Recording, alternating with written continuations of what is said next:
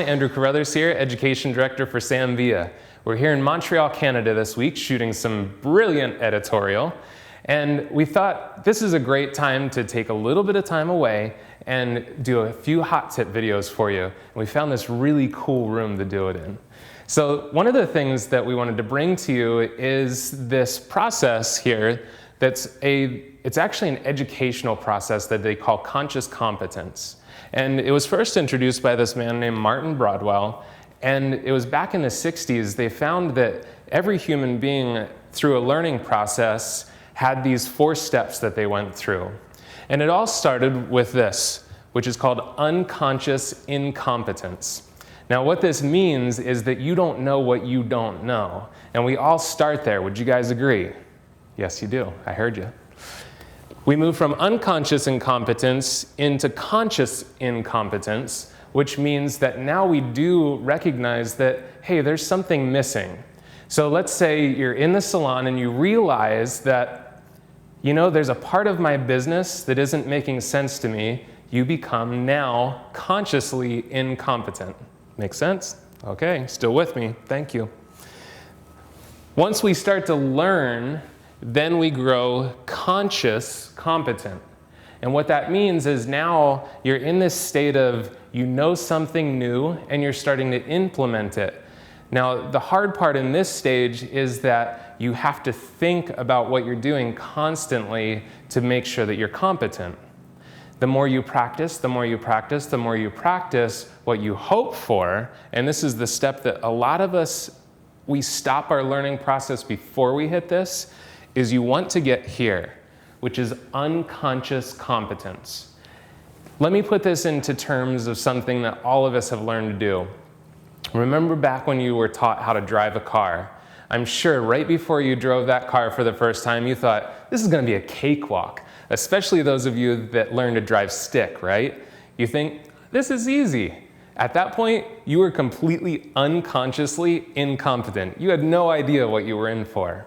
So you get in the car and they say, okay, put the key in, now start it. Now, okay, here's what you need to do is you need to give it a little gas, let out the clutch a little bit, and what happened the first time? All of a sudden you're doing this down the highway, right? Or maybe you stalled the car.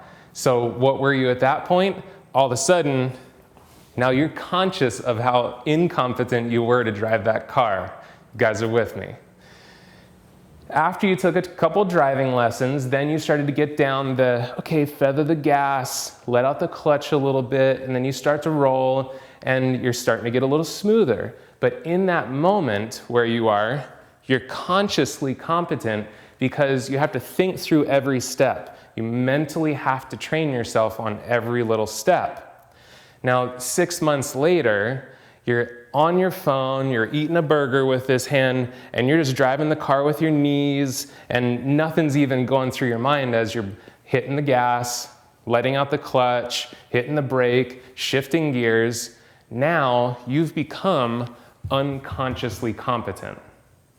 So what we want you to understand with this learning process is when you need to learn something new as a hairdresser, you have to allow yourself to go through all of these steps. Again, this is where so many people stop learning because they do it a couple times, and as they're doing it, they are thinking through every single step. But then the next week, or let's say you go out that weekend and you haven't done hair for a couple days, you come back into the salon and you stop being consciously competent in your new skill. You've never gotten to that place where it's just part of who you are and it's part of what you do as a hairdresser.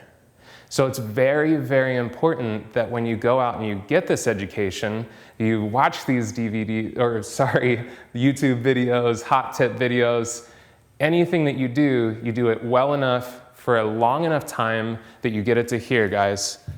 You need to get it to a point where it feels really natural and you no longer have to think, don't use my fingers, just use my thumb to open and close the shear. You guys are with me, I know you are.